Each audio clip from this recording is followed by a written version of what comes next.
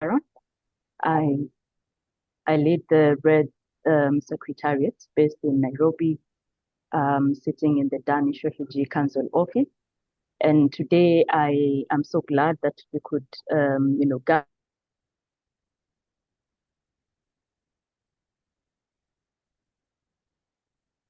gather here together as practitioners on solutions in the East Africa and Greek joining today. And I'm also joined by the Reds team, whom I will request to confirm to me that you can hear me and see me clearly. Thumbs up will be good.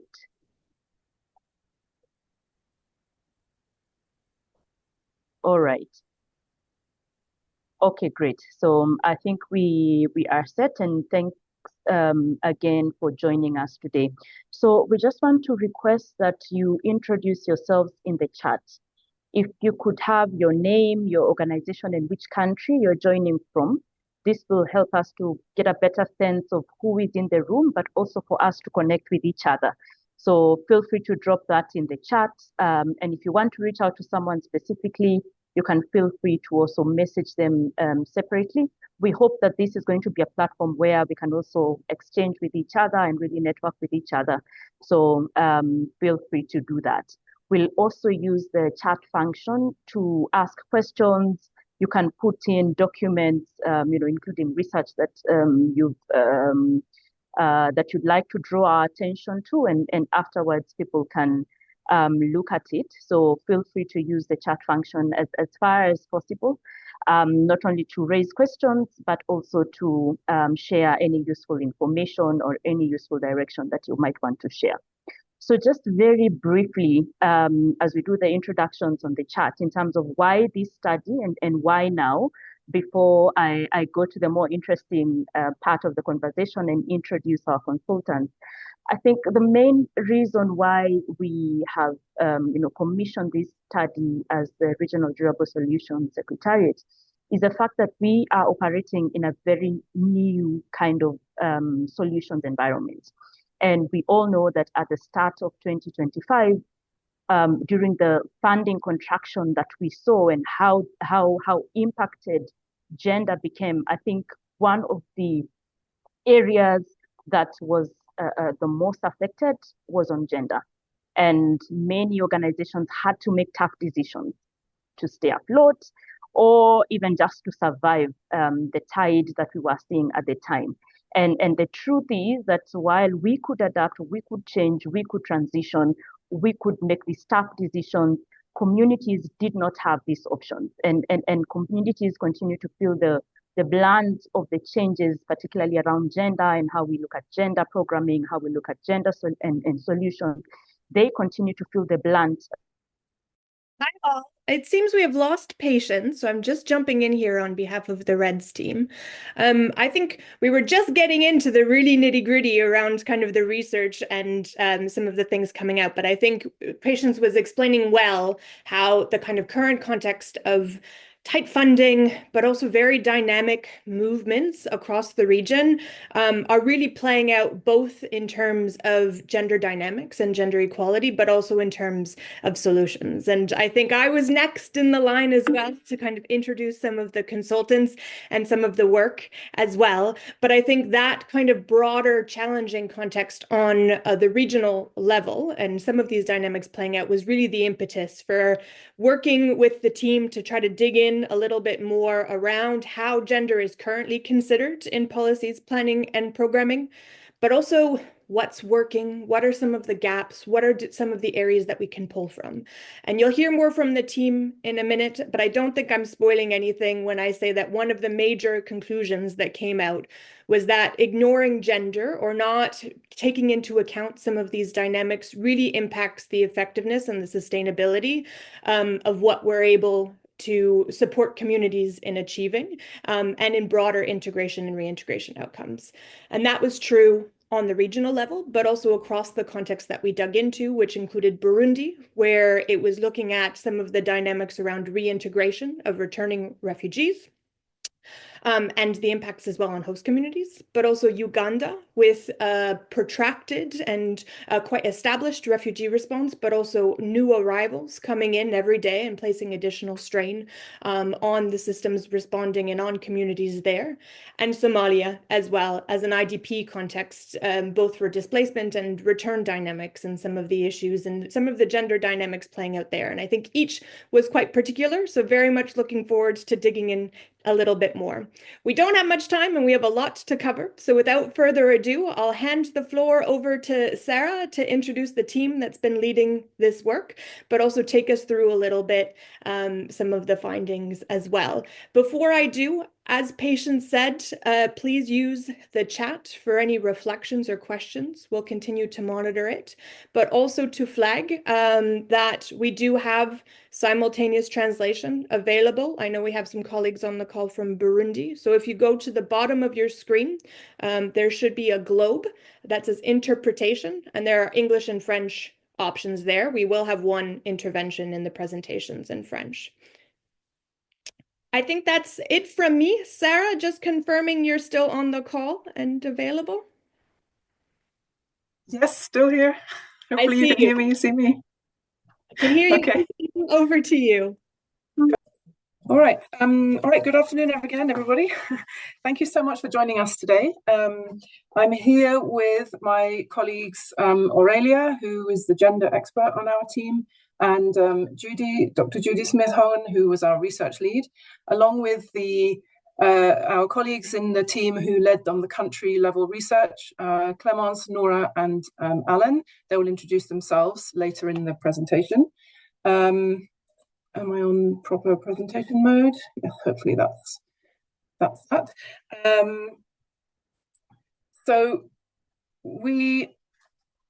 Before I start, I'd really just like to thank Andrew and Alicia from REDS, as well as Patience and Francis and the rest of the team for their support and inspiration and flexibility throughout this process. As you mentioned, Patience, 2025 was not a very easy year for anyone. We also had elections in Uganda, which threw a small spanner in the works, but we got through that fine in the end. We're really grateful as well to everybody who participated in the analysis that we did, either by sharing resources or participating in key informant interviews.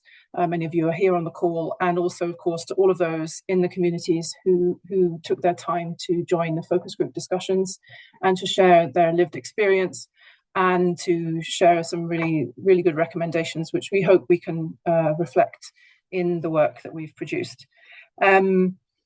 Today's presentation will start with a summary of the regional analysis that we did across the East Africa and Great Lakes region. It included Ethiopia and Somalia. And then we're going to dive into three case studies that were part of the work. We did rapid gender analyses in Burundi, Somalia, and Uganda. And then we used all of that information to develop a toolkit to hopefully help members of REDS and any other partners and policymakers to integrate gender into the durable solutions policies and programming, in line with some of the findings that we found and the recommendations that came from practitioners and people living in displacement. So we have a huge amount of information that was generated in this study. We have a very short time today to try to synthesize it. And there is much, much more in the reports. So I really do encourage you, if you have time, to get hold of those. They'll be disseminated afterwards, I believe, and go through them and the toolkit as well. But for now, I will hand over to Judy to take us through the findings from the regional analysis. Judy. Thanks so much, Sarah. Maybe just to jump in quickly as you hand over, I think the presentation is not on full screen mode. I don't know if it's possible to try resharing again. Okay. Sorry.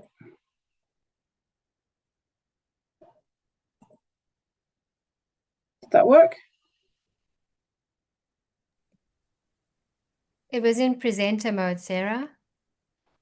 Okay, sorry. There. Is it better now? Perfect. Yes. Thank you.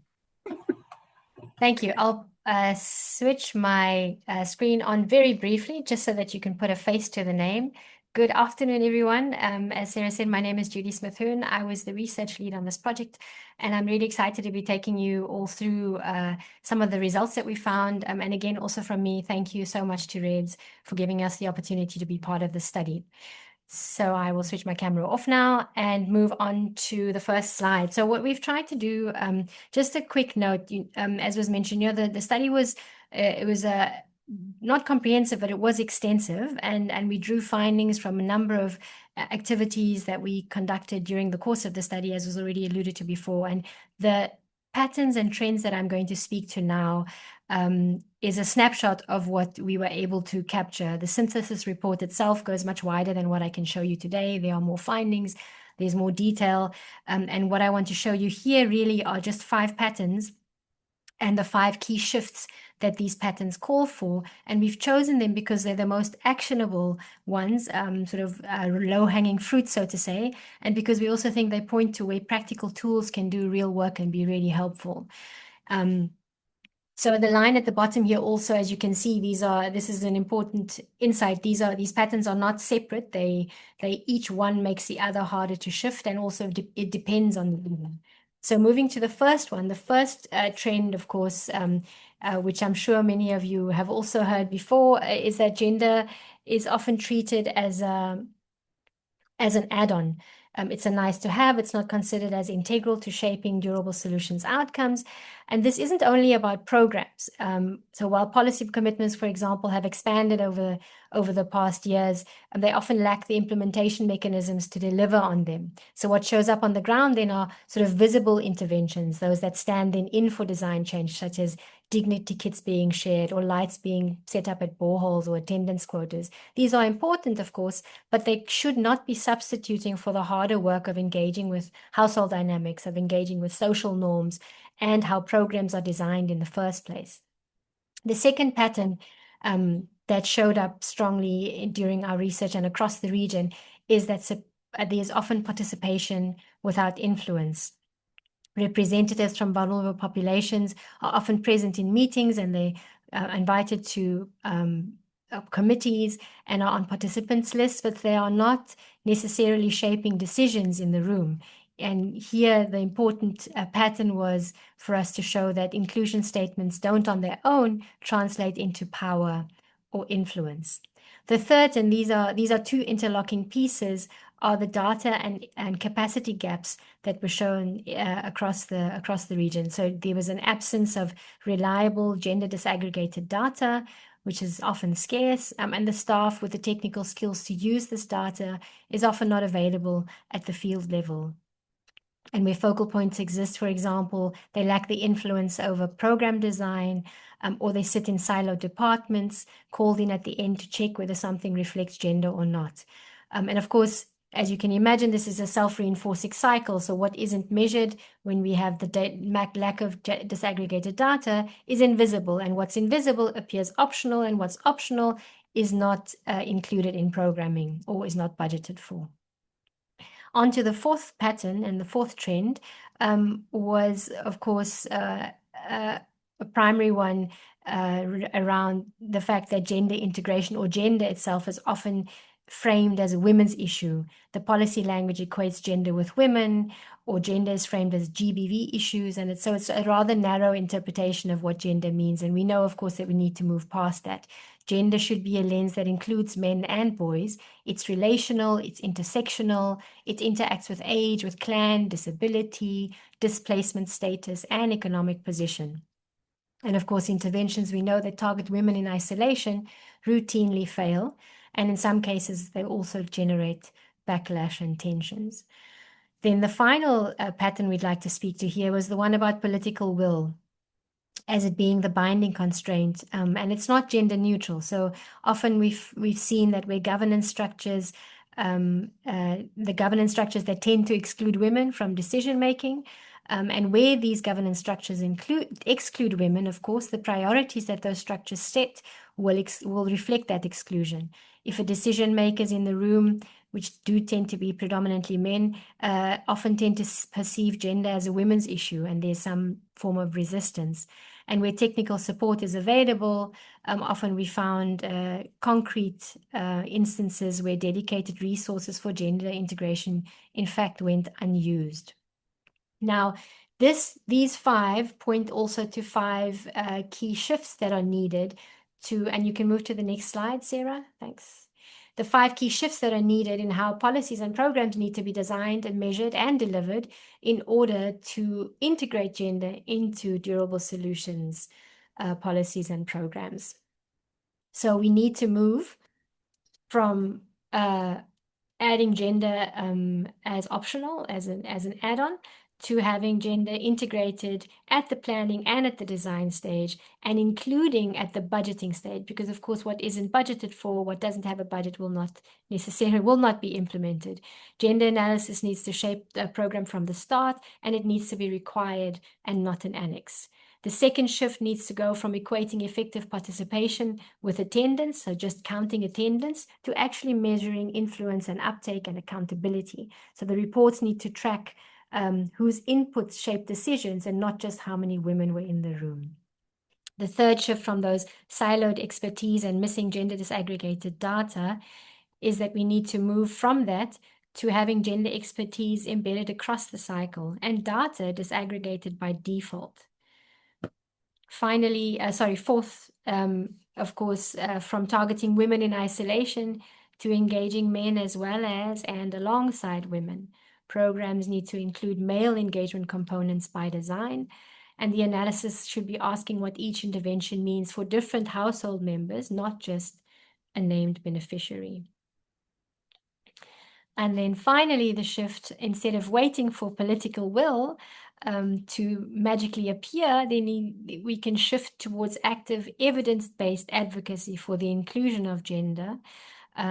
So it should be framed around program outcomes. We can show that gender, it's not gender blind anymore. I think Aurelia will explain it to us later what we need to call it. But the programming that doesn't integrate gender, it will show that these do not achieve the desired outcomes. And of course, also we need to identify and engage with gender champions inside government and civil society. So those people who can drive accountability, who can drive requirements rather than simply insist on invitations. So before we go to the country case studies, I want to have a quick word, spend a quick word on pockets of genuine progress that do exist across the region, and just mention that these approaches that have produced that are positively gender integrated tend to share 3 key features. They address several barriers together, they're integrated, and then rather than tackling just a single issue, they embed gender into the systems that deliver durable solutions, as mentioned, as sort of alluded to during the shifts that are needed, and they engage women and men together rather than targeting them in isolation. And of course, each of these shifts that we've also mentioned will speak a little bit to the toolkit that Aurelia is going to speak to you later on. So now with those brief statements, I'd like to just segue into the 3 country case studies. Alicia has already mentioned why they were selected. And just to mention that each of the country case studies, you can imagine this was also, our country teams did a tremendous amount of work and were able to capture quite very useful insights into the sort of the barriers to gender integration in their specific context. But for this particular purpose, because time is limited, we'll be focusing on one critical gap drawn from the wider set of findings and what can be done and what should be done or what is recommended to shift that. As mentioned here, Burundi, you can see that the return and reintegration setting with 265,000 returnees since 2017. The focus was on Kizuka in Makambe province.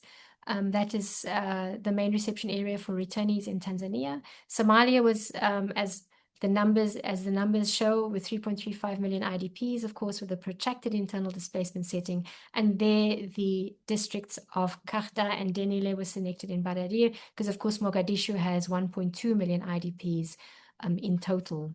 is hosting that. And Uganda, as the largest refugee hosting country on the continent, was selected precisely because of that. They have just under 2 million refugees at the moment. And here the selection was for Kiriandongo settlement and Kampala, so that the teams could also draw findings and consider what the differences are between sort of peri-urban and urban settings. So there we have 3 displacement contexts, 3 critical gaps. And so now I will hand over to my colleague Clémence from Burundi to take us through the Burundi findings. Thank you.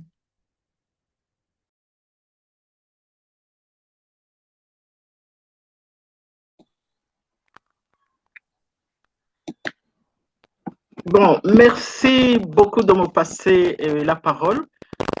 Ainsi donc, au Burundi, depuis 2017, on a enregistré plus de 265 000 personnes, dont 51,7% de femmes qui sont rentrées de l'exil. Et les retours restent d'ailleurs soutenus avec environ 7 000 à 8 000 arrivées chaque année, surtout depuis la Tanzanie. Notre étude sur terrain s'est concentrée sur la zone de Kizuka, en commune de Makamba. La revue documentaire et les entretiens avec des informateurs clés, quant à eux, nous ont permis d'explorer des approches de réintégration mises en œuvre dans d'autres zones du pays. Et la lacune critique qu'on a constatée consiste à une combinaison de déséquilibres. Ainsi, à Kizuka, les rapatriés ne reçoivent qu'un seul type de soutien, le cash qu'ils auraient donné à l'arrivée. Il n'y a aucun autre accompagnement social, économique ou familial. Dans ce contexte, 2 dynamiques se rencontrent et entrent en collision. D'un côté, les programmes transfèrent des ressources aux femmes. Elles reçoivent leur paquet retour en argent, ainsi que ceux des enfants mineurs. De l'autre, on a les normes sociales et le cadre légal qui instituent les hommes comme chefs de ménage. Le mari est la tête du foyer et sa survie est sa responsabilité. Cela crée une tension que les hommes traduisent souvent ainsi dans la langue locale. Quand il y a 2 poches dans le foyer, il y a aussi 2 têtes et cela n'est pas tenable. Cette tension se traduit par des conflits dans les foyers, parfois jusqu'à la dislocation, déménage, séparation de fait ou divorce. Et cela a parfois commencé en exil, parce qu'en Tanzanie, par exemple, c'est la femme qui reçoit l'aide en argent. 2 témoignages illustrent clairement cette dynamique. Un homme retourné à Kizuka explique: comment un enfant peut-il vous respecter s'il sait qu'il peut recevoir l'aide humanitaire même en votre absence?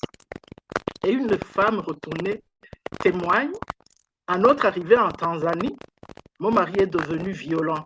J'ai décidé de rentrer au Burundi. J'ai acheté une parcelle avec l'argent du paquet retour.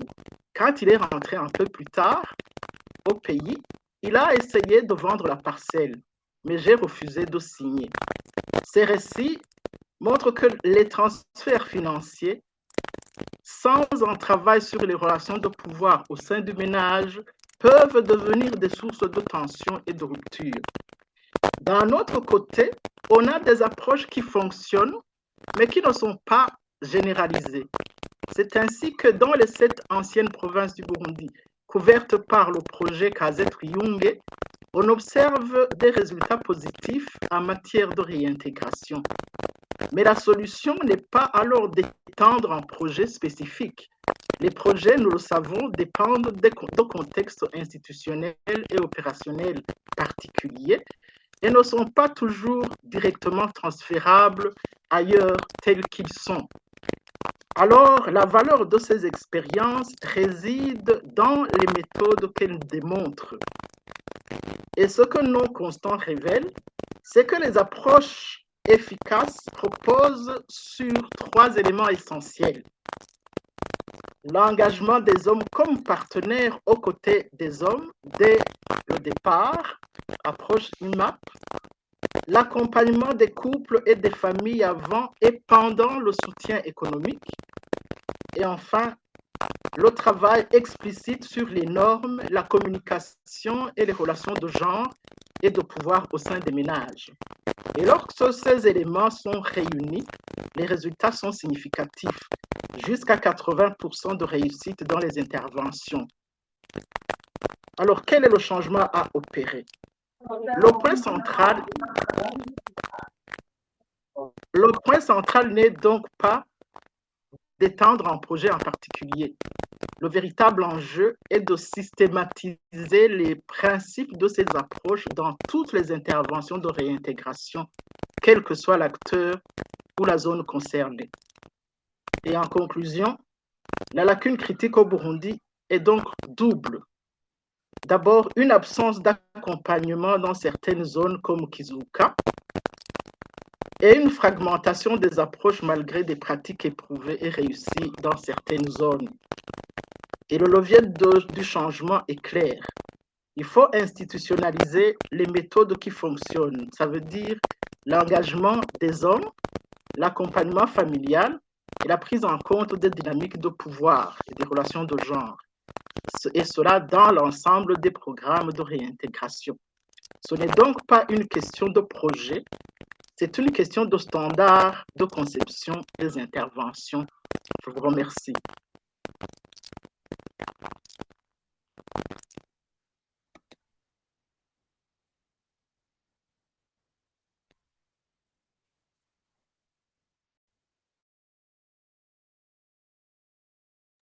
Thank you very much, Clémence. Merci beaucoup. I will just pass on to our colleague Noura from Somalia to take us through Somalia.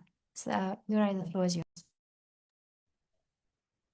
Thanks, Judy. And I hope I'm audible to everyone as well. My name is Noura. I work with Raxen as a research and BD manager based in Somalia, a social enterprise led by females based in Somalia, basically. For this specific case study, I was the technical team lead from Somalia side, supporting the assignment from Somalia for the case study. And as you can see, I think Judy already highlighted that we're focusing on one main gap. And with that, I think coming out from the bigger report where we also tried during the country case study, where we spoke with different community groups, mainly from the displacement affected communities, separately both male and female. And one of the main gaps that came out was how the responses was not fully aligned with risks. That being said, we all know that there are so many interventions that are focusing on empowering women economically, which is quite critical and important, especially for households that are led by females. But also we've realized that it might not be enough based on the case study that we have been focusing on as well, where excluding men can also increase the household tension and also domestic violence. And then as you can see on your right, one of the main quotes that was coming out from the community sessions, especially with men, one of the participants highlighted, if young men can get jobs, opportunities, things will change. If fathers have work, parents will argue less, and mothers and children will live better. It's one of the main quotes that were coming out from those who are very much suffered unemployment, especially from the men's side. And another major gap that was coming under these responses was how a lot of WASH interventions are always there supporting the displacement affected communities, especially the IDPs. But however, physical safety has been a little bit overlooked, where we have realized that most of the women were highlighting the challenges they face in their settlements, such as, facing a lot of attacks and in the middle of the night. As you can see from one of the quotes from the community on safety, especially from the female voices, where they're highlighting the factor that increases these actions is that we stay in a bush, which means in Somali, a Somali hut, which doesn't have a door anyone can enter at any time without permission, which is sort of creating a lot of anxiety and stress for women, which is affecting a lot of aspects of life. And of course, the discrimination, which is quite structural and not only dependent on displacement, which is only, contributing to it, but a lot of factors that need to be looked at, such as structural issues that are sort of becoming social structural issues that are sort of becoming culturally normalized challenges that needs to be looked at, and in terms of gender, but also marginalized communities and community groups. And maybe, Sarah, if you go to the next one in terms of recommendation, one key recommendation that we were trying to highlight in the main case study was adapting gender responsive and safety centered approaches at all levels. So basically, I think Judy also started in the beginning when she was highlighting how we were framing it, that gender is not only women and it's not a women's issue, but it also affects both men and also young boys as well. So highlighting how all the interventions and programs should also try to tailor and advocate to mitigate these kind of risks that can come from not engaging men and boys in the efforts to or the jobs and skills activities that are usually provided to mainly women during interventions. And another main one that we sort of was coming out a lot was how already some of the bigger program implementers were somehow trying these days is to do some EMAP, engaging men through accountability and practice to sort of increase how sort of men endorse women's participation in decision making and also engaging them, which is somehow becoming effective, and it could be something that can be tried across the country as well.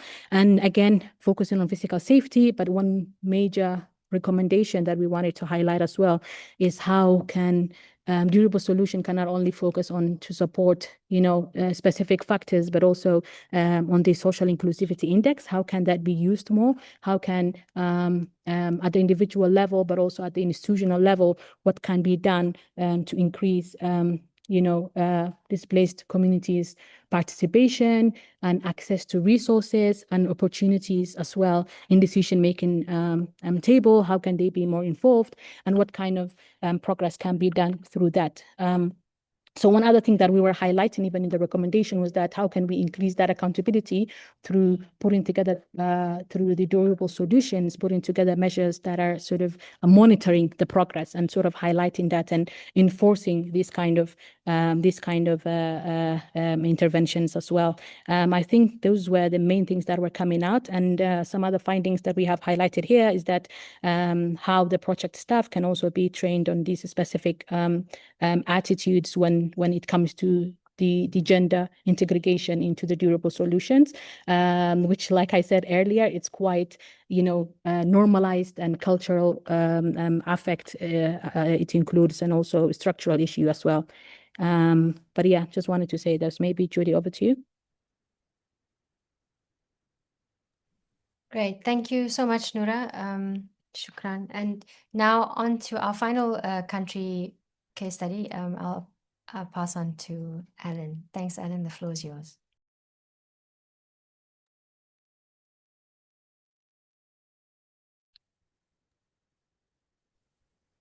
Thank you very much. Good afternoon. My name is Dr. Lois Allen Asire, the team leader for the gender study in Uganda. This work was done with a number of colleagues. There is George, Herbert, Florence, Hope, and Eric. I'm sure they are all here. Thank you. Right to the gaps in Uganda, mostly the gaps are structural, and the first is unpaid care work burden that limits women's participation in productive activities and decision-making spaces. This is because the women are always busy with domestic chores. They are busy taking care of the children, the elderly, and lining up in the hospitals to ensure that their loved one gets care. The second one is uneven access to land, housing, documentation, and services, which is also linked to weak intersectionality lengths. Demand outstrips infrastructure and financing capacity.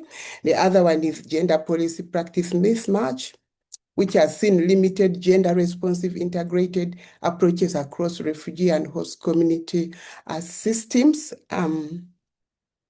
For example, when you come to economic empowerment in my country, that is Uganda, the government has put in place different opportunities to empower women. We have the EMIOGA, we have UWEP, and there is also GROW.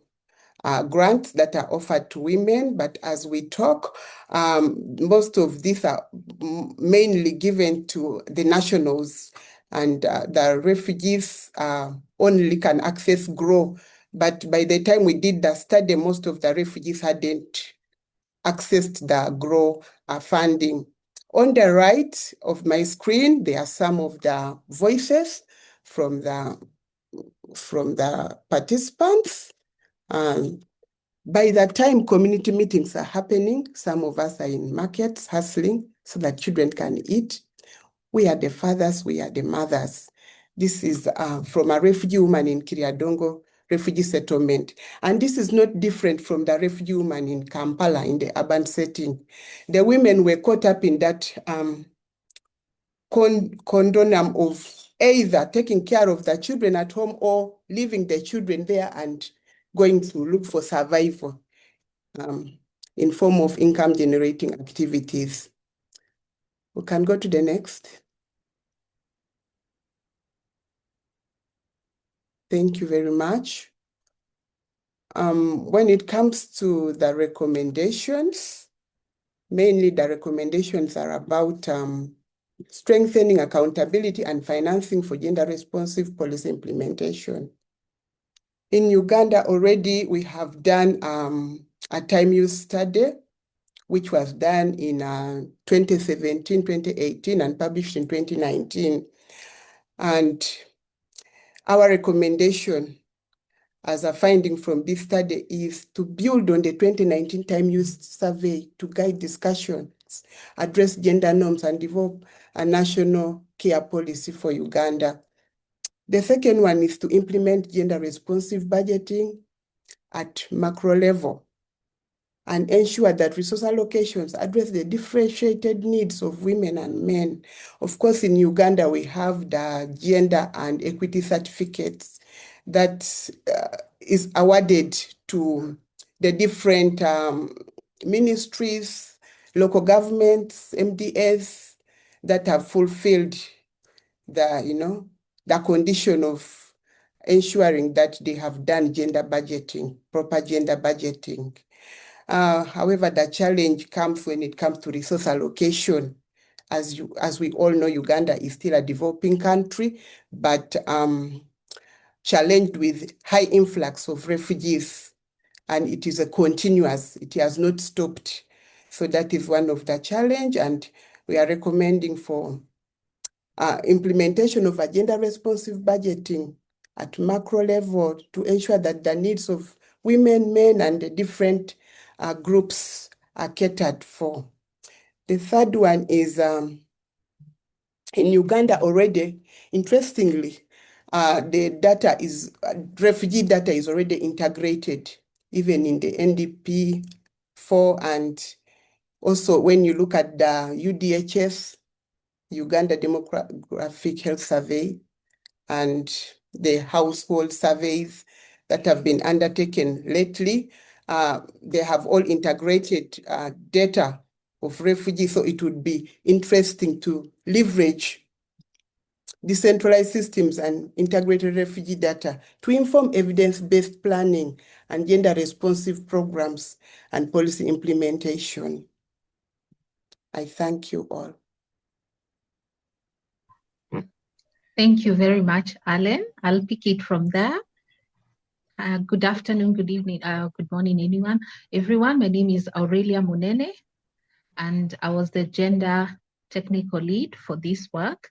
And I'm going to present on some of the outputs and some of the frameworks that informed how we undertook the study.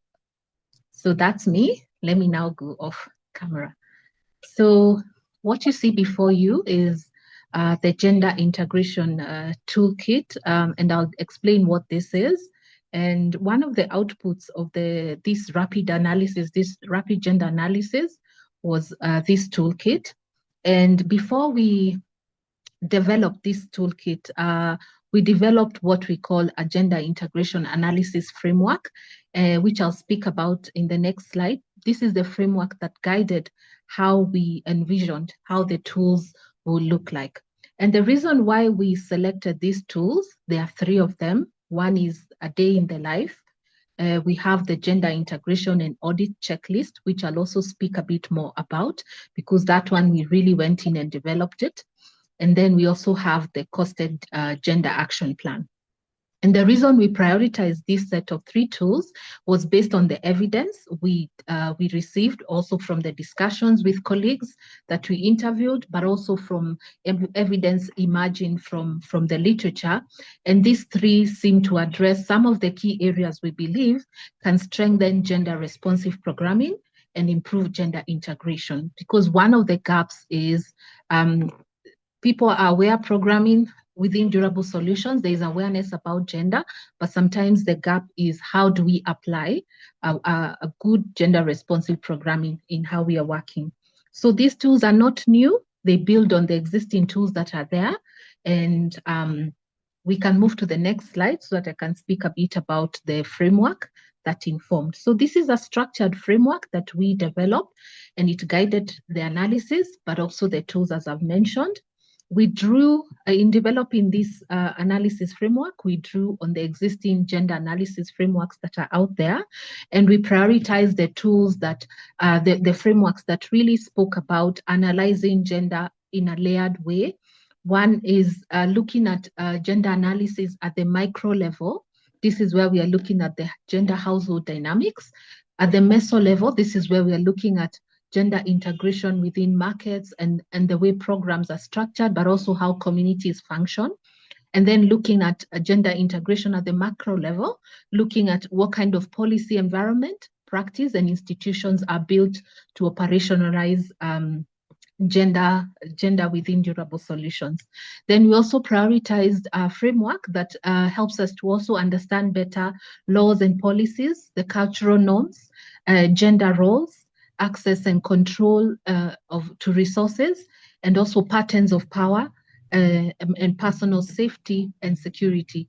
And within the framework, we also had some cross-cutting themes, one of which is intersectionality, which I'll speak about in the next slide, and also agency and displacement and power. So that's the tool that I would say has really guided the way we've approached the study and the tools. And really the outcome of it is for us to see how we can have more gender responsive durable solutions programming. And what does this mean? Being gender responsive mean being able to identify gender barriers and inequalities, but also being able to address them.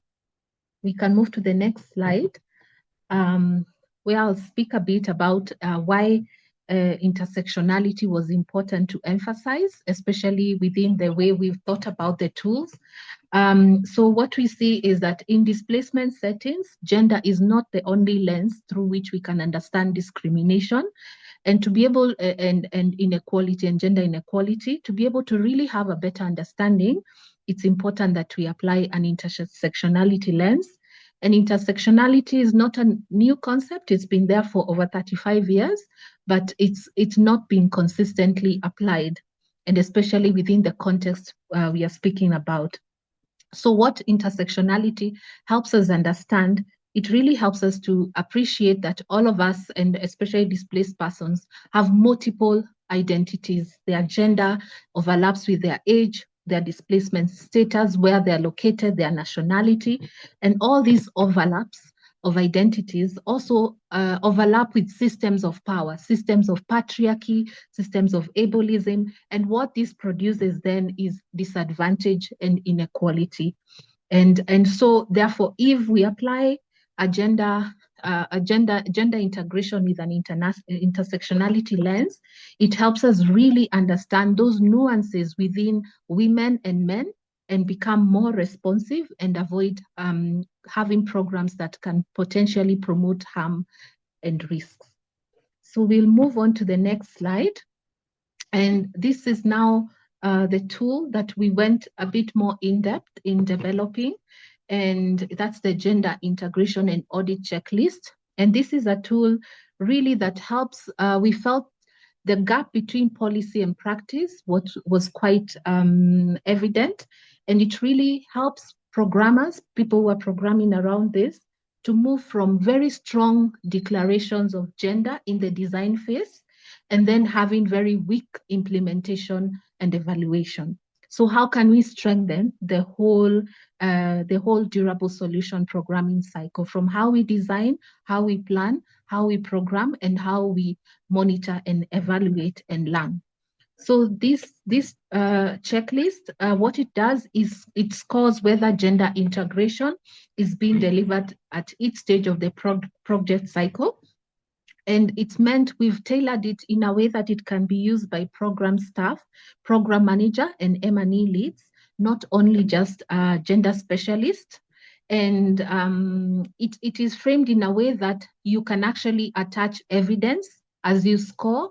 You can actually have an audit trail to say that if a particular question has been asked, you also need to produce some evidence in support of that. And that really allows for deeper reflection. So how we've structured the tool, first of all, we start off with a cross-cutting theme, which is the institutional capacity, recognizing that if institutions are not strong, in themselves, they have no either intentionality in how they're implementing gender integration, then already the programs that sit within it start on a very faulty and shaky ground.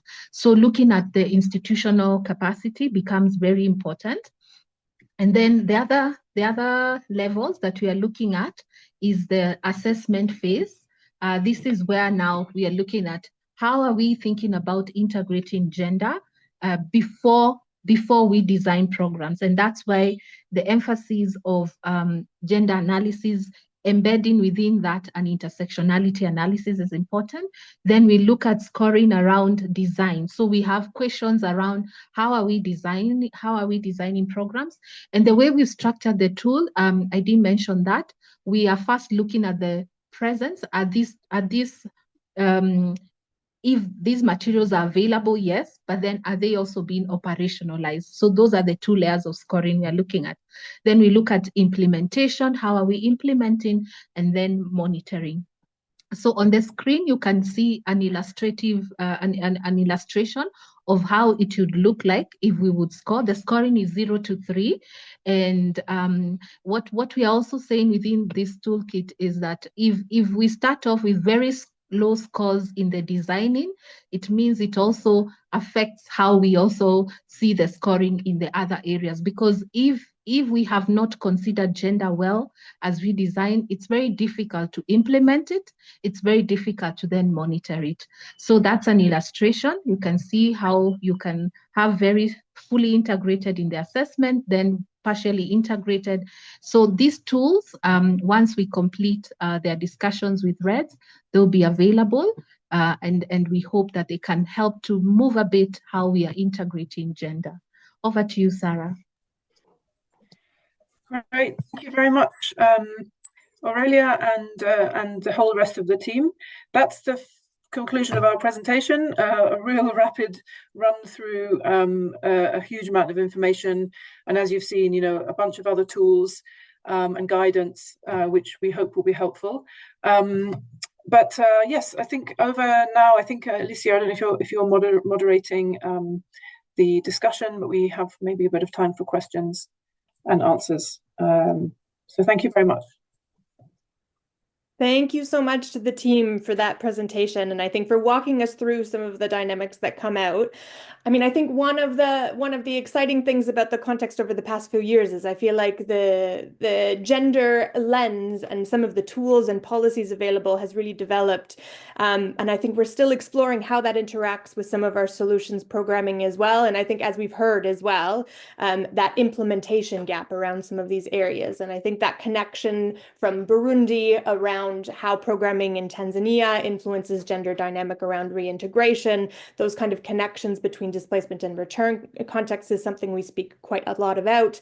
The focus on economic integration, ever more important in the context of reducing funding, and how that doesn't interact only with displacement, but some of these gender dynamics, and exploring that a little bit more fully. And I think as well, the emphasis on systems and institutions, the data and monitoring focus that really emerged is critical, and ensuring that that's not only a displacement lens, but also bringing in some of the different gender dynamics that are coming out. So I think a lot in there to kind of take forward. As you said, Sarah, we will share the reports and the tools so people can dig in a little bit more. But we do have a few minutes for any initial questions on the presentation Any reflections based on experience or lessons learned, now is the time. Please feel free to kind of raise your hand. We can take a few either from the floor, but also through the chat as well before moving on. We'll next hear as well a bit more in depth from some practitioners around the participation element, the policy and programming lens as well. So going a bit more into depth around experiences related to some of those findings that have already emerged.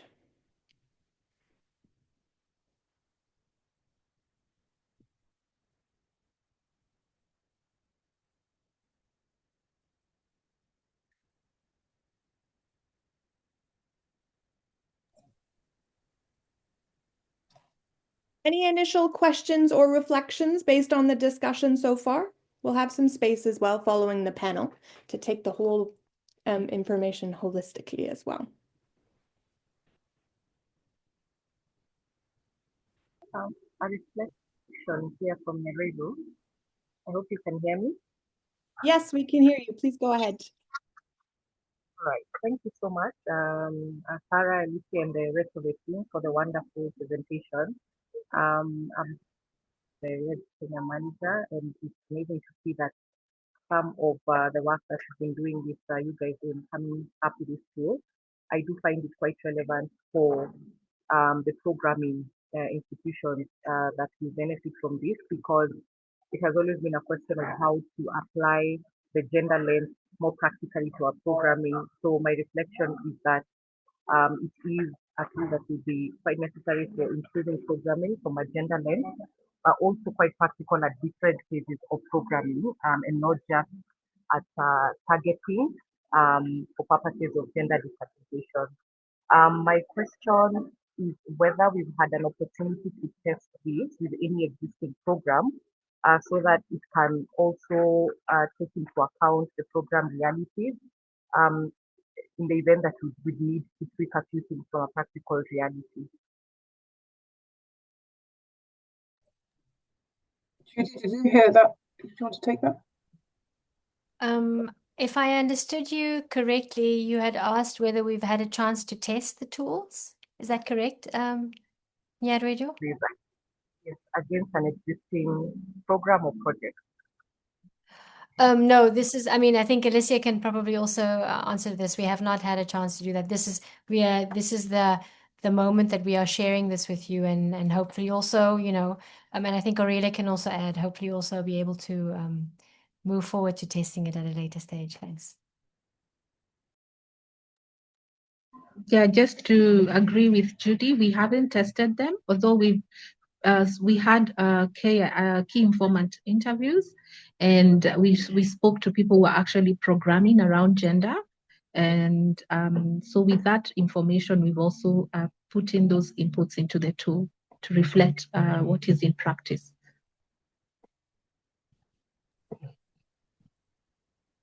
Yes, indeed. I think there will be further engagement specifically on the tools to try to kind of test them and refine them and bring it out, because I think, as you said, that element of how do we actually integrate this in practice is so critical.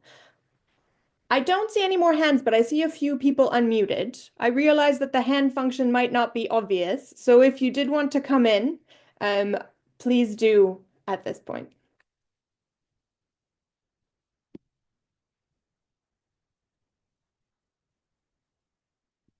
All right, I don't see any takers, so I will hand over to Andrew. If any reflections do come or questions on the presentation, please do drop it in the chat. We'll continue to monitor.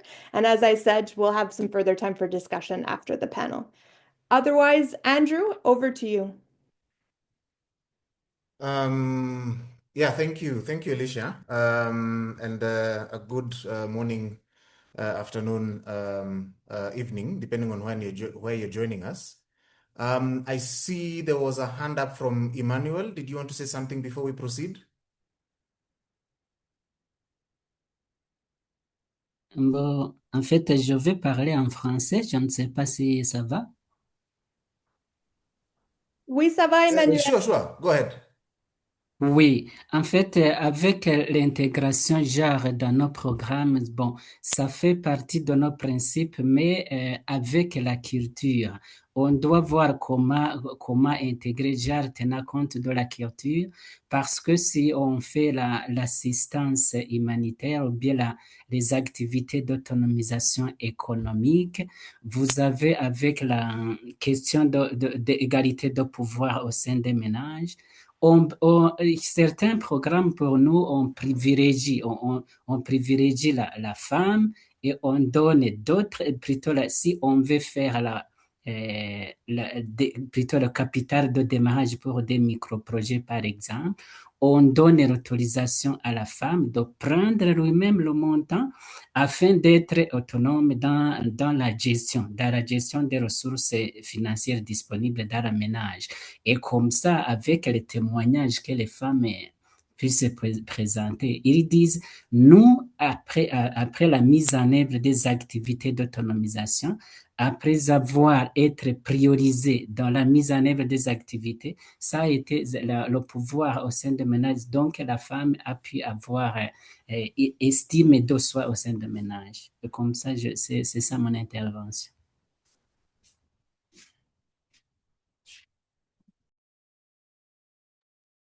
Thank you very much, Emmanuel, for that input. And yes, you're right. We need to look at this issue holistically. One of the things that I have learned is that gender is not only about women, and I can say I'm still learning on the same.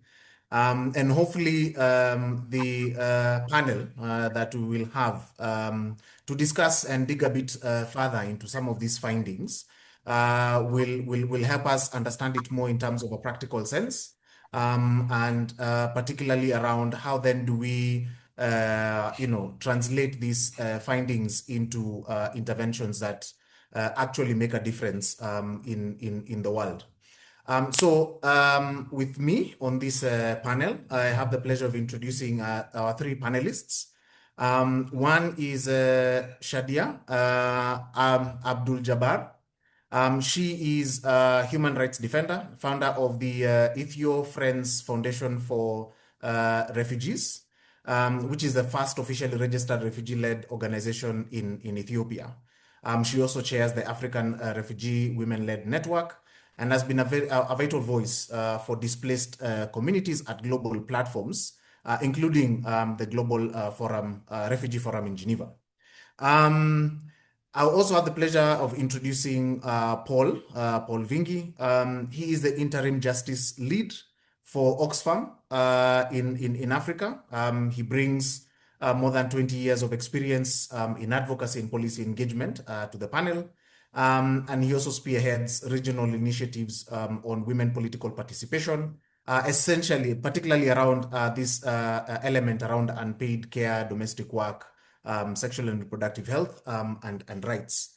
Last but not least, I have the pleasure of introducing Victor Mugaruka. I will not attempt to pronounce his second name because I know I'll butcher it. He's a distinguished researcher and trainer in gender, peace building, and human rights with over 15 years of strategic experience across the Great Lakes region. He's also the founding executive director of Great Lakes Peace Institute and has served in critical leadership roles, including within the International Conference on the Great Lakes region, ICGLR. Now, maybe I can turn to you, Shadia, and maybe in the next 8 minutes, could you just help us unpack, this question? Women are increasingly present in consultations and governance spaces, yet this is not translating into influence over decisions related to solutions. What then does meaningful influence look like in practice?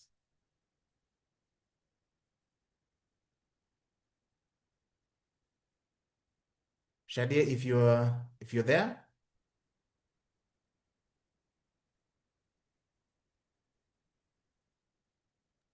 Can you hear me now? Oh, yes. Yes, you can. Go ahead. Okay, thank you so much for this opportunity. I'd like to say thank you in the first time for this important issue that you discussed. It's all the time it comes in my mind that all the time we mentioned many times about the gender, about the women participation, but reality it's not active.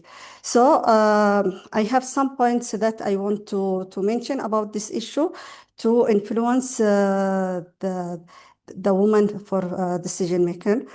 Increasing the number of women in meeting rooms does not automatically mean their voice are heard. Real impact is the result of a radical change in system.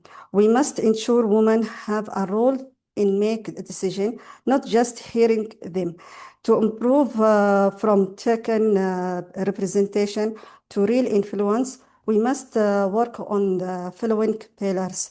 I focus for 4 pillars. The first pillars, decision making, power, and knowledge. Participation from the start. Women must be involved in the roots of decisions in identifying challenges and setting strategies, not just in the final implementation. This is what happened. In the final implementation, they let women to participate. She cannot make the influence at that time. Another thing is also the power of expertise. Influence is must active effective when women participate in fields that match their interest and knowledge. We should move from contact points to extract points where gender experts help develop the strategies, the documents from day one. Another thing is also information as a tool for power. Information is very, very important, and knowledge. Without information and knowledge, it's difficult for women to make the decision. Women need information equality. Providing technical data and provide policy drafts early and accessible way allows women to lead decisions based on legal and evidence, logic and evidence. The second pillar, financial independence and resource control. Funding drives sovereignty. Influence is fragile. Without economic power, women-led organizations need direct and steady access to funding. So without any fund, without any budget, it's difficult that to give the woman the power and to be more in influence. Another things also deciding the budget. In general, women as the beneficiary, she received the budget, the finance, the assistance, but not the one who controlling this budget. This is also another challenge. We hope that to support this women to influence their to be make the decision. So they must do controlling the budget, like lands, jobs, others, that to make to be the one who make the decision about this, not to get the services. The third pillar, better the dialogues and accountability. Change constellation dynamic. Women's participation must include hard topics like political, economics, and national security, not just social issues. In general, this is what we faced. Women, they put her in the social issues only. But when there is politics, economic, others, the big issues, they don't give the rights for women these roles. So because of that, women, it must to participate in this points.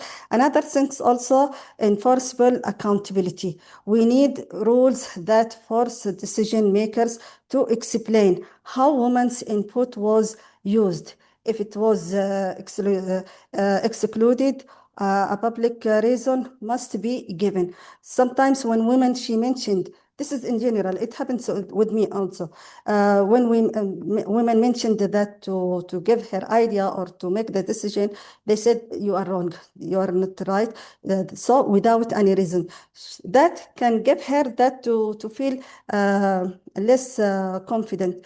Another things also, oversight tool, since institutions often lack panelists for failing to follow equality policies. We need oversight bodies like gender equality, ombudsman, or an audit bureau to monitor final decision. So it must, as my sister before she mentioned, monitoring and evaluation. It must to evaluate or follow up how women in that place they make a decision. Another things also, the fourth pillar, sustainability and cultural change. It's very, very important. Supportive environment to ensure long-term impact. We must support work-life balance through flexible schedule and remote work. This ensure families' duties are not barriers to leadership. Also, investment not a favor. Including women is winning investment for society. Studies show that the decision made with women are more sustainable and focus more on human development and quality of life. For example, in my country, I will give you some example. They make the decision without sharing the woman. They built, they make a road. The road that to support that village, and for women that to use that road instead to take a difficult road, the mountain. When they fixed that road, they asked the woman, why you didn't use that road? It's better that to climb that mountain to bring the water. They said, why you didn't ask us?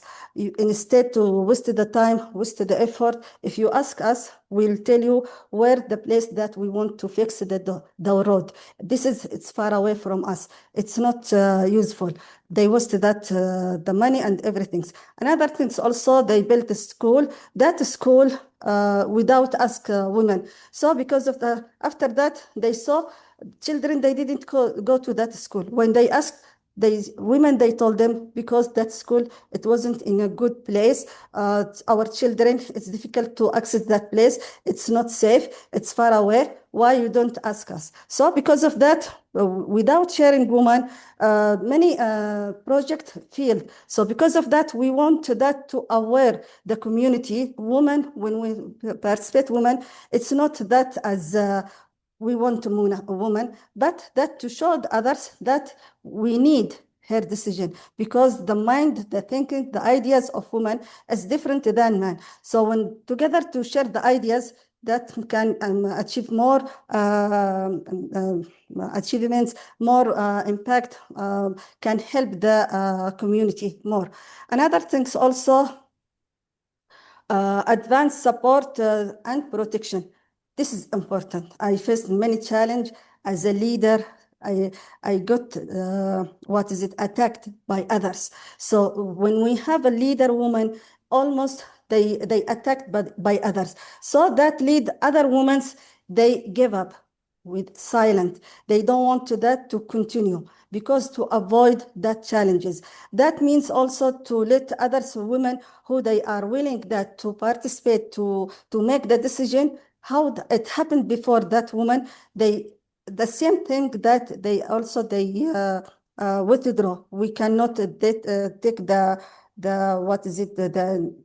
the brief or to encourage themselves to participate. So because of that, we need protection for that woman, who they are a leader, who they success, who they able that to make the decision, to protect that woman, to encourage other women to lead them to follow that woman. Another things also, safe technology. We must develop a digital platform that protect women's privacy. This has happened with me. I attacked by social media with people I don't know, unknown people. So this is also, we want the protection for this internet. That people, it must punished. Why you attacked that woman without any reason, without any evidence? Protection for that violence against women leadership is major barrier. We must address this through. Another things also, internal codes of conduct. Sorry, Shadia, Yes? just time check. If you can conclude in the next 1 minute. Apologies for Okay. that. Okay. Thank Okay. you. I almost finished. Also, aware our capacity building for the women, how to protect themselves. This is what we faced in general. Women, they don't know how to protect herself. It must to aware and capacity building for that woman, how to protect themselves. In conclusion, real impact happens when we stop asking women, what do you want at the end of the process, and start asking, how do we design the solution? From the very first moment, women must move from just being in the room to shaping the room and its decisions. Thank you. Thank you so much, Shadia. I'm very sorry I forced you to condense all that wisdom into 8 minutes. But if I can attempt to summarize, I think you've made a lot of very useful points that connect to the points that the next speaker will be speaking to. One, I think you mentioned, inclusion of women in all cycles of decision-making processes. From the very beginning all the way to the very end. You also mentioned outcome influence, ensuring that the input from women actually influence the final decision that will be made, and of course, enforceability of those decisions. You also mentioned something very critical around financial autonomy, that we need to finance these interventions. We need to finance women leadership and participation in this forum. And I think one last one that is normally forgotten is around the safety and security. How do we ensure that as refugee women participate in these forums, that there is they are safe and they are incentivized to continue participating.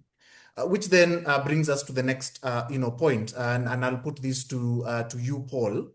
Across the region, we've seen that programs focusing on women in isolation often fail to shift structural inequalities and can even trigger backlash, while more holistic approaches show better outcomes. So from your experience, what does it take in practice to design and resource gender transformative programs that shift power relations at home, household, community, and institutional levels, and deliver sustainable outcomes for displaced populations? Over to you, Paul. Thank you very much, Andrew. I hope I'm audible and you're able to see me. Yes, you are. Go ahead. Great. Thanks a lot. And good afternoon, good morning, good evening, depending on where you're connecting from.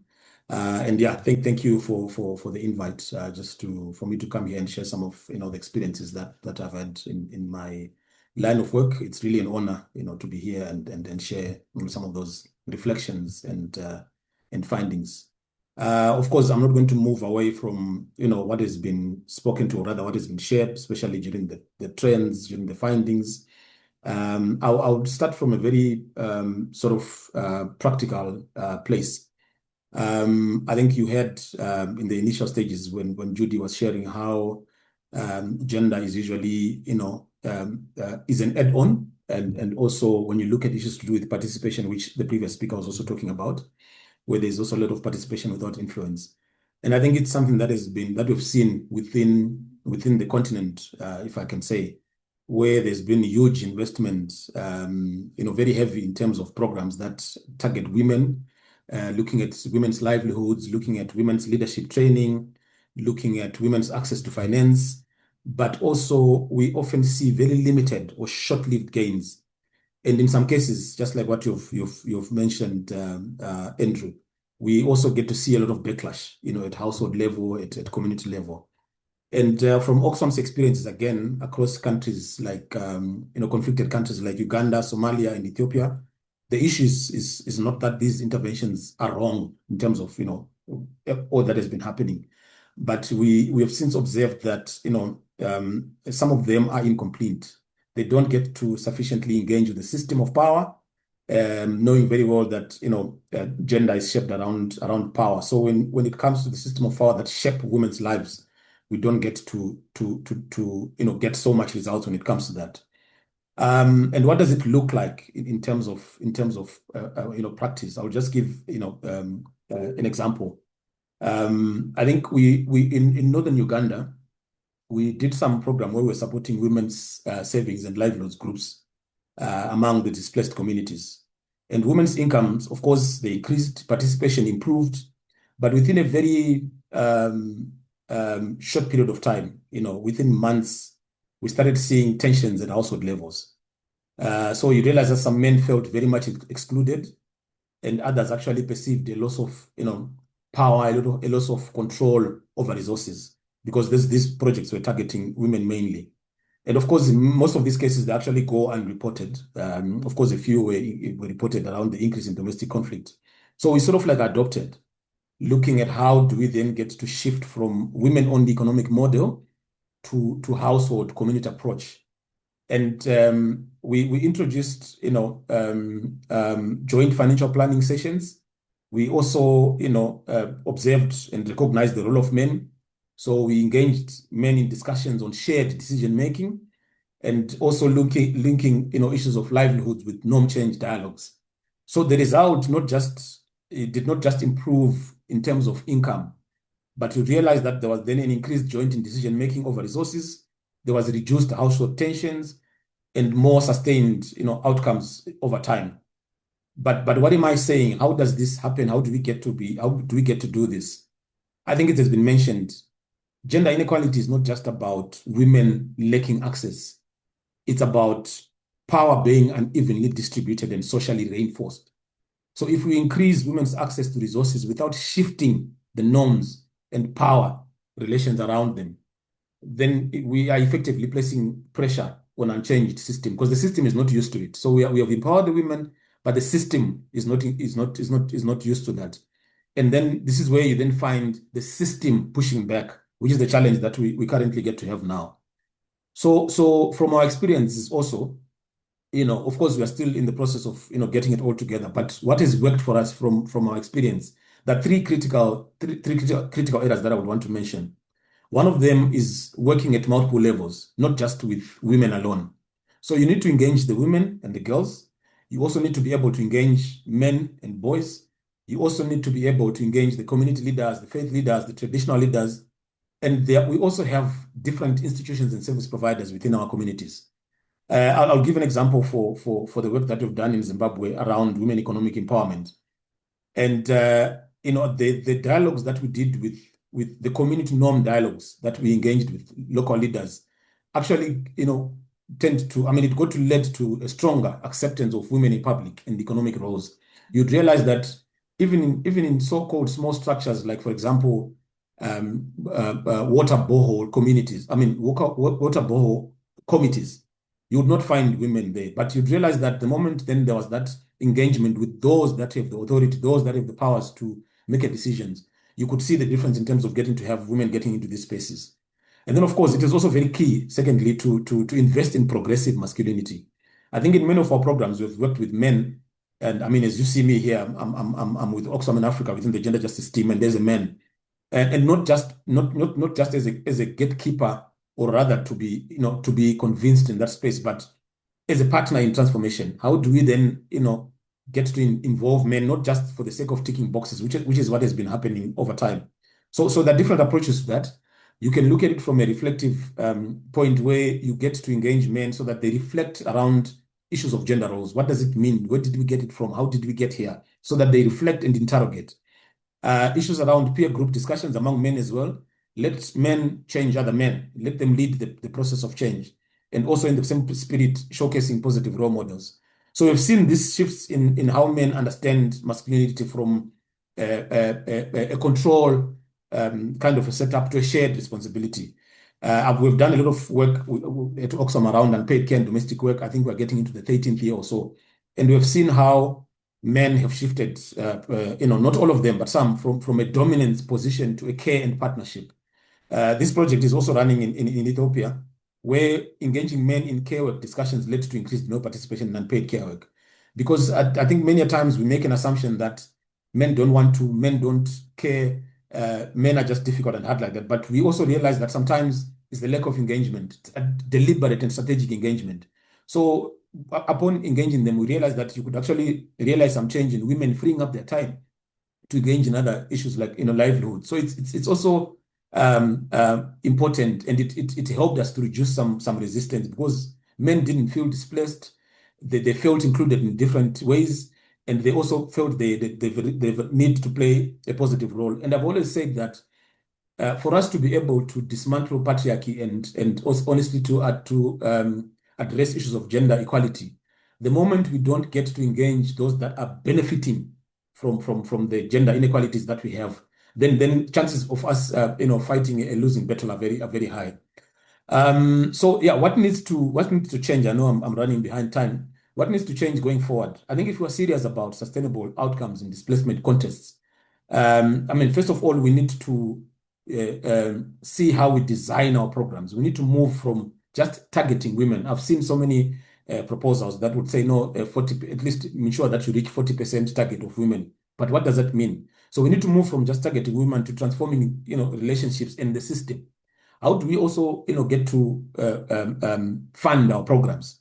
Many a times we are fighting with donors, because we gender transformative work takes a lot of time. So when you have a 2-3 year project and expecting results, sometimes you don't get the desired results because it takes time. It requires flexibility. It is not just a straight line. You're talking of changing systems. So really the finding cycle that we have, most of the finding cycles that we have don't get to allow, for this kind of thing to happen. So we need to ensure that we also have to have longer term adapting funding that supports norm change and system engagement. And then also, how do we measure success? Many a times you see people measuring success by number of women reached, income increased, but we are missing the bigger picture.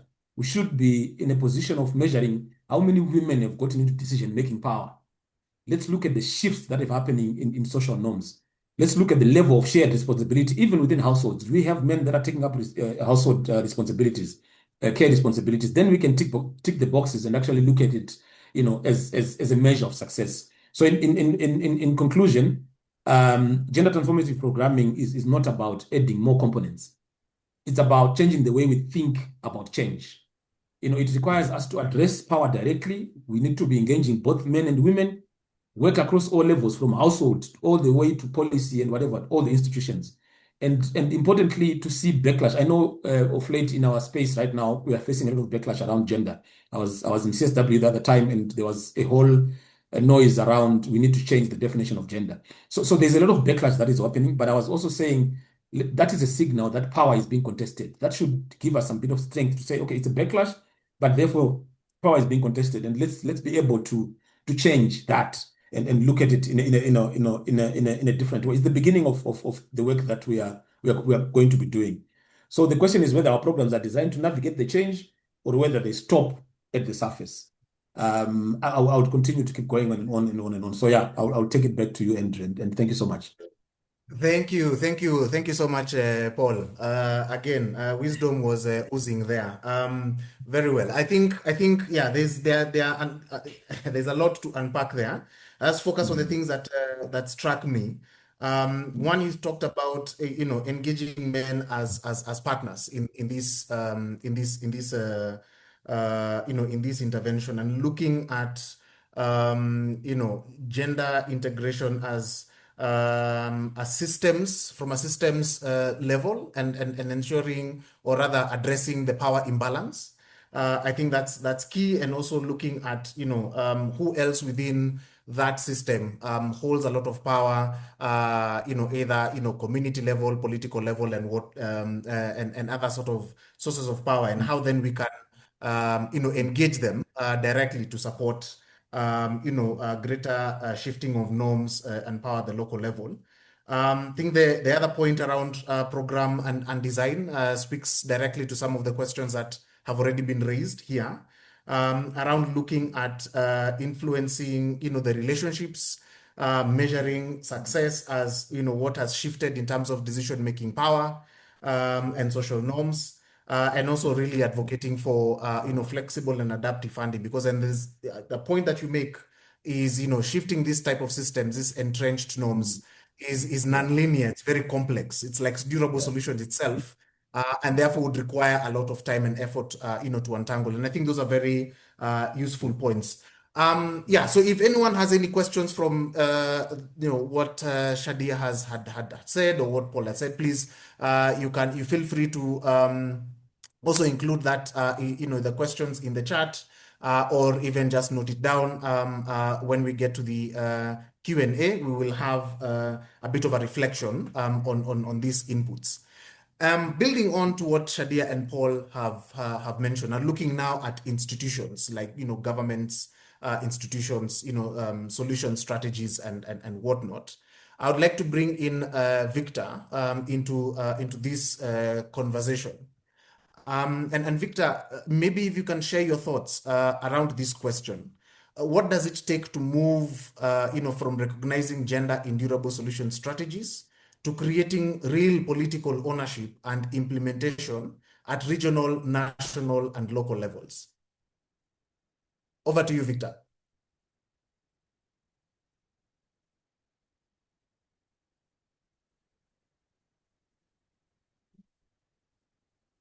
If you can hear me, Victor.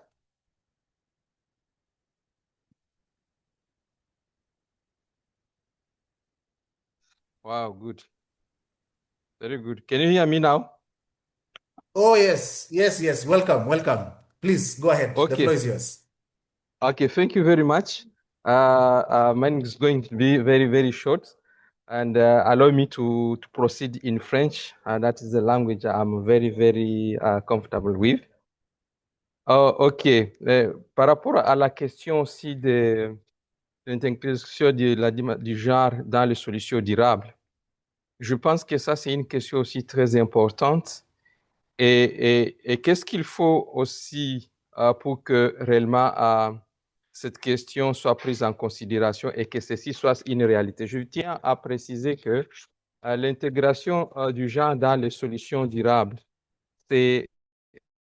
ça doit être aussi une priorité parce que sans réellement la présence et aussi la prise en compte des besoins spécifiques de femmes, des enfants, de personnes vivant avec handicap ainsi que de vieillards,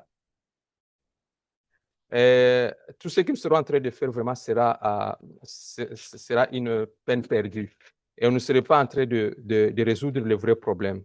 Parce que l'intégration de la dimension du genre, c'est ça le problème en soi. Et ce que nous serons en train de faire là, nous le faisons exactement pour ces gens-là. Et ce sont ces gens qui sont les plus affectés dans les situations de déplacement forcé. Et pour ce faire, il faut trois éléments. D'abord, il faut l'appropriation politique. Et qu'est-ce qu'il faut aussi au niveau de cette appropriation politique? Nous devons quitter réellement de simples reconnaissances et expressions des engagements internationaux et régionaux vers maintenant une appropriation. Donc, il y a une très grande différence entre ratifier un document, reconnaître un document et s'approprier de ces documents. Et c'est ça le problème qu'on a toujours eu dans notre région. Mais maintenant, il faut que nos États quittent la reconnaissance aussi vers l'appropriation. Et comment cela doit être fait? Par la définition des objectifs clairs et précis et des actions concrètes à mener. Donc, ces engagements, pour montrer cette appropriation, ces engagements et ces politiques et stratégies régionales doivent être transformés réellement en programmes d'action au niveau national et que ces programmes soient maintenant les objectifs les objectifs à atteindre et toutes leurs actions doivent naviguer ou bien toutes les initiatives doivent naviguer autour de cela. C'est ça pour moi la manière, de forme d'exprimer cette appropriation politique. Et aussi mettre aussi tous les ministères ou bien les institutions clés, les institutions décentralisées, même des institutions nationales, les vraiment mettre au centre et que tous ces engagements internationaux ou régionaux, ces stratégies régionaux, soient aussi des cadres maintenant de référence et de travail de toutes ces institutions au niveau national et aussi au niveau local. Deuxièmement, il faut aussi l'engagement régional. Et c'est très important. Et qu'est-ce qu'il faut au niveau de l'engagement régional? Il faut rendre réellement opérationnels tous ces mécanismes existants déjà. Il y a la CIRGL, il y a aussi le bureau de l'envoyé spécial, l'accord cadre pour la paix et la sécurité, pour la paix à l'est de la RDC, et la coopération pour la RDC et la région des Grands Lacs. Et parfois, ces mécanismes souffrent de dysfonctionnement et d'efficacité. Alors, il faut réellement que les États puissent tout faire pour que ces institutions soient réellement efficaces et effectives afin qu'elles puissent aussi rendre les solutions durables et réelles.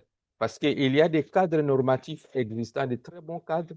Et si vous lisez très bien le protocole et le pacte de la CIRGL, il y a des bonnes dispositions là-bas. Et d'ici là aussi, la stratégie régionale pour les réfugiés, pour les solutions durables pour les réfugiés sera aussi adoptée.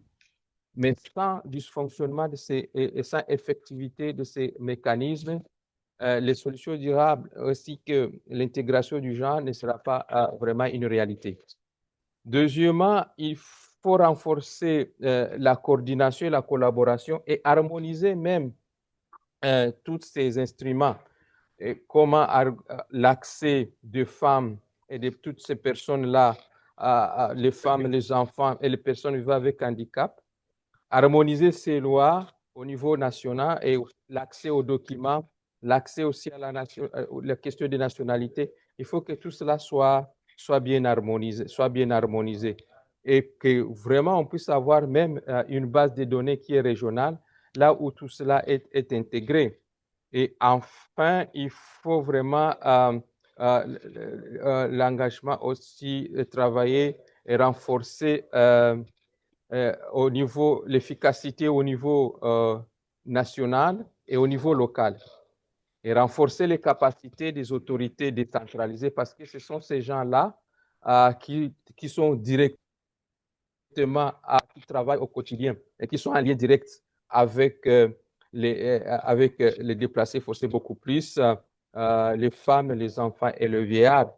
Alors, ces autorités décentralisées, les autorités administratives locales, le service d'immigration, ainsi que même les services de sécurité, les polices de frontières, tous ces gens-là doivent être sensibilisés par rapport à la dimension du genre et par rapport aussi aux solutions durables pour les réfugiés. Parce que souvent, ils sont là, mais ils ne connaissent pas toutes ces notions, tous ces concepts. Et je pense que ce qu'il faut faire pour renforcer réellement l'intégration de la dimension du genre dans les solutions durables pour les réfugiés, il faut bien former, il faut bien sensibiliser, il faut bien informer les autorités administratives locales, les agents de l'immigration, les services de l'immigration, les services de sécurité, et même aussi les services de renseignement, pourquoi pas. Alors, ça, c'est au niveau, que ce soit au niveau national et que ce soit au niveau local.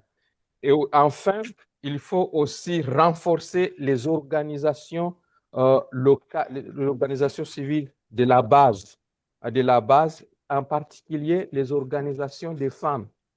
Et ces organisations doivent être équipées financièrement, économiquement et techniquement, parce que ce sont ces organisations qui sont les relais, qui sont vraiment nos alliés, qui sont nos messagers. Et une fois qu'elles sont bien outillées et bien capacitées, elles peuvent même aussi soutenir même des institutions étatiques au niveau de la base, afin de faire comprendre la nécessité et l'importance du genre dans les solutions durables et que dans la mise en pratique, que cette dimension soit réellement prise en compte et une fois que même les législations et les lois locales, les mesures administratives locales sont bien aussi faites et que on se rassure que la dimension du genre dans les solutions durables sont intégrées au niveau de la base. Je pense que cela peut renforcer beaucoup plus à cette vision des choses. Donc, brièvement, enfin, je souligne que nous devons passer maintenant de la simple inclusion aussi des femmes dans le système, mais aussi à miser à transformer les systèmes et assurer que et rassurer aussi la collecte des données ainsi que la redevabilité afin que permettre aussi le reportage non seulement sur les résultats, ce qui a été fait, mais aussi rapporter sur les activités clés qui ont été organisées. Voilà ce que je peux dire un peu en bref et dans ce petit temps. Je vous remercie.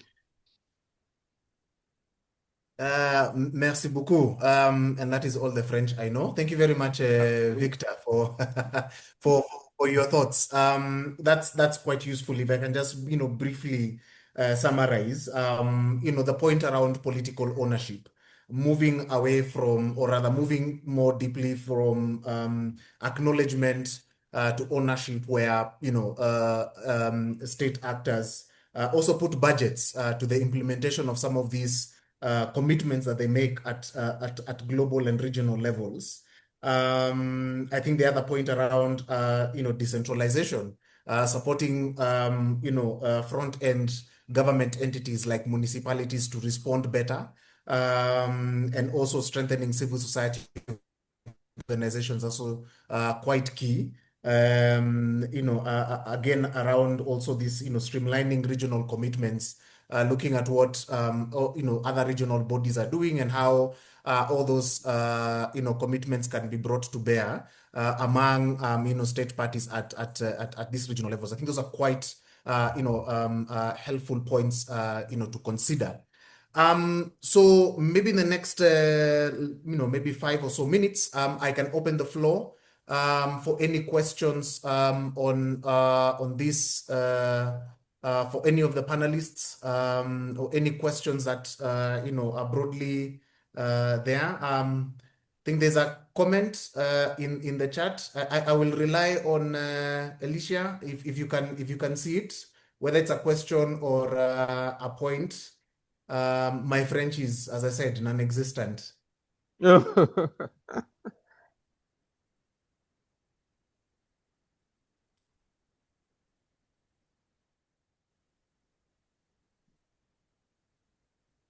Are there any questions, comments?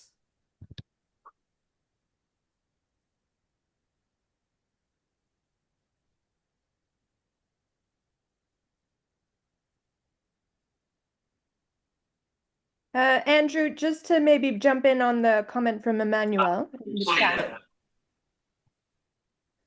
Yeah, sure, go ahead. It is more of a comment, and I think it's reinforcing the importance of not only considering gender as a consideration of protection risks, but also reinforcing, I think, that decision-making capacity, the changing of mentalities, and some of the cultural elements as well. But I will also translate it and share the English version as well for other participants' information. Right, thank you. That's very useful. Thank you, Alicia. I see Jamaz, you are unmuted. Did you want to contribute something? Oh, maybe not. All right, Doreen, go ahead. I see your hand is up. Thank you very much. My name is Doreen Ayebare, working with the FAO Somalia as the gender specialist. I'd like to appreciate the presentations as well as the panelists. I think it's really informative and insightful to listen into all the work that has gone in, but also the general reflections. And broadly, really coming back to, I think it was Paul and largely Shadia, what you were saying, I think it would be very helpful for us to strengthen documentation during implementation. Because if we look at the tools that, for example, have been developed in terms of, costed action plan, the audit, and the roles, I think we may have done that, but then when we come into practice, the visibility in implementation kind of gets lost. And I'm speaking from a perspective of having implemented the SASA methodology in terms of GBV prevention, and you're able to have tracking from the community activists in their daily activity reports, the outcome tracking tool, then the broader survey. So from the day-to-day monitoring into the longer term and the, let's say annual, we are able to see. So when we, let's say, do male engagement, how do we track that the men we are engaging in programs, when they come for sessions, there's a bit of change happening? Because sometimes when we take the change at annual, you find that maybe our sample spaces go broader, and then we kind of go again into generic evidence. So if we could strengthen the evidence during implementation and have systems, then as the gender team, we are able to put that together and see what is working in real sense and what is not. So from my perspective, what I've seen, the broader keeps giving us the bigger picture, but you come back and in context and you're saying, but the women are participating, but why aren't we achieving change? But if, for example, we're delivering trainings, inviting these women, and we say, we look across for every 5-day training that women participate in, what was their experience? Did they find it hard to attend? Was the venue very far? Was the teaching appropriate? If we aggregate all that from an EMAP training, from a VSLA training, from a farmer field school training, then you'll know that for women to benefit from access to training, this is what it has showed us from actual trainings and then the general surveys that are conducted. Thank you. Thank you very much, Doreen. I think that's a very useful angle to look at it, and really focusing on not only the participation itself, but also the quality of that participation. I think Paul agrees with you, as well as Sarah and a few others that I have seen thumbs up. I don't know whether, Paul, you want to make any reflections on that, or Aurelia. If not, that's still okay. Yeah, well, no, I think just to agree with Doreen, that I think this is where we also, a lot of us lack some of these stories and experiences are not documented. So yeah, definitely we need to strengthen our documentation strategies and processes. Totally agree. Perfect. Sorry, Aurelia, go ahead. Yeah, I was also in agreement that I think one of the elements that lacks in a lot of M&E is tracking the qualitative changes that are happening in gender norms and how relations are changing. And if we don't track those, we don't track how those are going, then it becomes very difficult to see what we are shifting in terms of norms. What are women saying about what they can control now?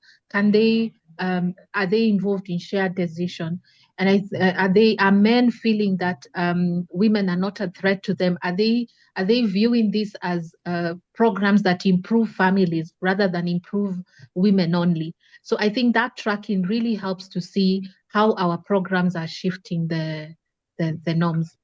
But also to say about maybe the trainings, I feel sometimes trainings are treated as something that can cure structural problems. But I think trainings are in combination of approaches that can also shift the system, because people can know, but the system can be so constrained that your knowledge doesn't shift anything or change your life. So combined approaches might also help. Perfect. Thank you very much. Apologies, I would have to close this session here. That is all the time we had for this panel discussion. Thank you very much for your participation. We don't have to end the discussion at this point. You can always reach out on email. I think we'll also share our contacts. And there will be other discussions linked to this, particularly around how to operationalize the gender integration analytical framework, and then how then to integrate that into the programming. So allow me to hand this over to Patience for the concluding remarks, as well as some pointers around the post-evaluation. Welcome, Patience. Over. Thank you so much, Andrew, and million thanks to the entire panel and all the remarks that we've had and the perspectives that we've had. I think there's so much to get from this and so much also to action. And it's really about downward accountability. I think the fact that we need more women to be in a decision-making positions and to participate, this is already well agreed and kind of documented. I think the quality of participation now is the main question, and how do we ensure that actually resources are following that same quality of participation, and at the same time we are looking at what the barriers are, what the risks are, and how to unlock and kind of unpack those, so that we don't end up with extractive types of participation, which is unfortunately what we've been seeing a lot of in the region as much as we are talking about greater inclusion. I think at the end of the day, it's the quality of inclusion that really matters. At this point, I just want to pause for 2 minutes and put up the post survey. We have that on the chat already, but you also have it on the screen in terms of a scan QR code. Please fill it in. We'll take just 2 minutes. And as you do that, because we're coming to the end of this session, just to thank again Sarah and Aurelie and the entire team for the great, amazing work that you have done in this last few months that we've been developing this analysis. I think the work now that remains is really a translation work. So what does this mean for programmers? What does it mean for policymakers? And what does it mean for the durable solution strategies that we have in the region? In Somalia, we've got the Solutions Pathways Action Plan. In Ethiopia, we have a durable solution strategy. In Uganda, so what does this analysis actually tell us in terms of how we need to transition, even as durable solution processes transition themselves? So much more work for us now. I think it doesn't end here. The work now of translation and uptake actually starts from this launch.